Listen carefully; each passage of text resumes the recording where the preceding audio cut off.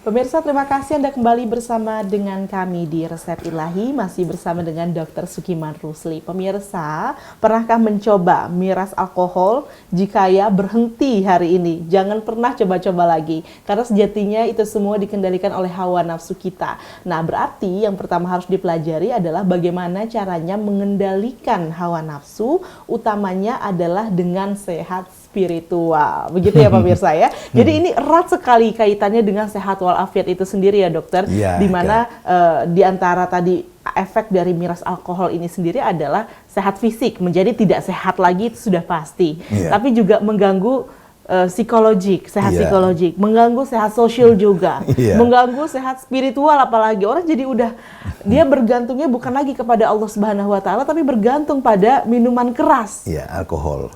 Ini bagaimana dokter? Iya. Kita harus menghindarinya bagaimana dokter? Kisah kehidupan ya bagi orang yang tidak mampu mengendalikan hawa nafsu. Ya, dalam Al-Qur'an disebutkan itu tidak ubahnya seperti hewan ternak itu. Apakah engkau mengetahui orang-orang yang menjadikan hawa nafsunya sebagai Tuhannya, sebagai Tuhan? Apakah engkau pemelihara mereka? Apakah engkau mengira mereka mendengar dan memahami? Mereka tak lain sebagai hewan ternak, bahkan lebih sesat jalannya. Nah, itu dalam surat Al-Furqan ayat 43-44 ya.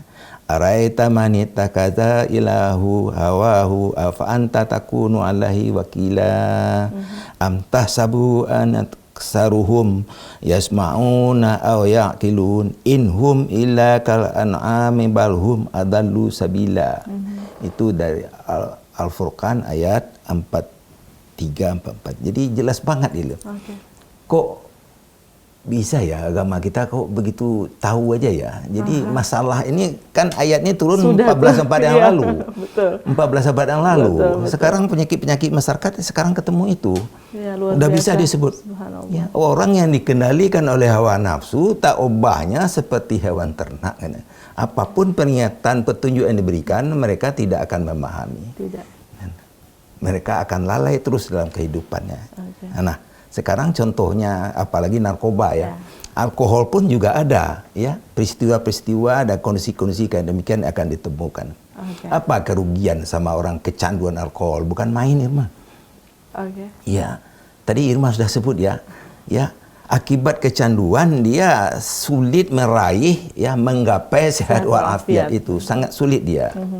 Yang kedua, keluarga terancam galau. Keluarga terancam tentu galau. Iya. Kan orang-orang yang kecanduan alkohol itu biasanya kehidupannya tidak efektif ya. Mutu pekerjaannya menurun, ya, mutu pemikiran juga menurun, membina keluarga juga menurun, karena dipengaruhi oleh alkohol itu. Akhirnya kesialan, kemalangan itu sering menimpa dirinya dan keluarganya. Itu kenyataannya, tapi banyak kemudian orang berdalih dengan mengkonsumsi alkohol atau menenggak alkohol, mereka itu sebagai bentuk hiburan, bentuk hiburan dirinya. Itu sesaat, tapi kalau yang namanya udah kecanduan, ya, apalagi yang sudah mabuk-mabukan, wah itu sulit. Kita di orang medis ya, banyak juga mengobati orang kecanduan alkohol itu.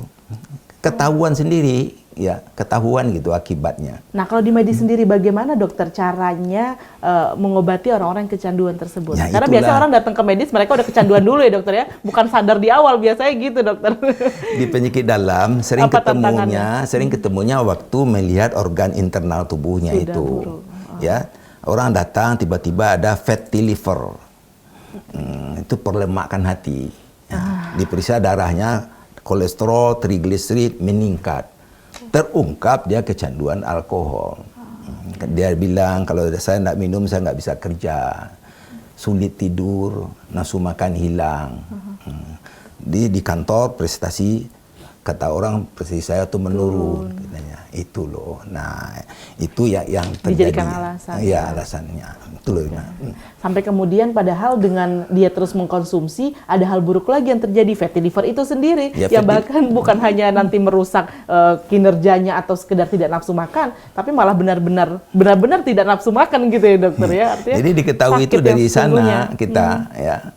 Jadi orang biasanya kalau berkomunikasi dengan dokter dia tidak langsung menyebut dia kecanduan, tidak mau dia. Oke. Jadi datang dengan penyakit dulu. Penyakit yang dulu dirasakan, ketahuan. ya. Nah, jadi dokter menganalisis, mendiagnosis, ketahuan bahwa dia mengandung penyakit. Baru apalagi diakui. yang hepatitis alkoholik itu. Itu pankreatitis akut oleh karena alkohol itu gejalanya bukan main, sakit perut hebat, tuh kembung. Nah, terungkapnya nanti dasarnya predisposisi penyakit itu adalah kecanduan alkohol ya setelah terungkap gitu loh dari keluarganya atau dari pasien itu sendiri. Nah, itulah dampak-dampak buruk ya untuk dirinya. Ya, belum untuk keluarganya. Sulit ya kalau udah kecanduan alkohol ya bagaimana mendesain pekerjaan sehari-hari bisa sukses akan sulit kok. Memang sesaat habis minum tuh orang tuh bagus, segar bugar, ceria, bersemangat, wow ngomongnya bagus, tampak dinamis. Seseorang yang mengikuti hawa nafsu akan diberikan hadiah oleh pengganggu. Itu adalah berupa hal yang semangat sehingga mereka menjadi lalai lagi dengan kenyataan yang sebenarnya. Karena pada dasarnya pemirsa manusia itu diingatkan dan diberikan peringatan, tapi menjadi salah, menjadi keliru, menjadi melakukan hal-hal yang berbuat dosa itu dikarenakan kelalaiannya terhadap peringatan-peringatan itu ya dokter. Nah pemirsa kita masih akan kembali lagi belajar lagi memahami agar menjadi berkah hidup kita insya Allah. Sesaat lagi tetaplah bersama dengan kami.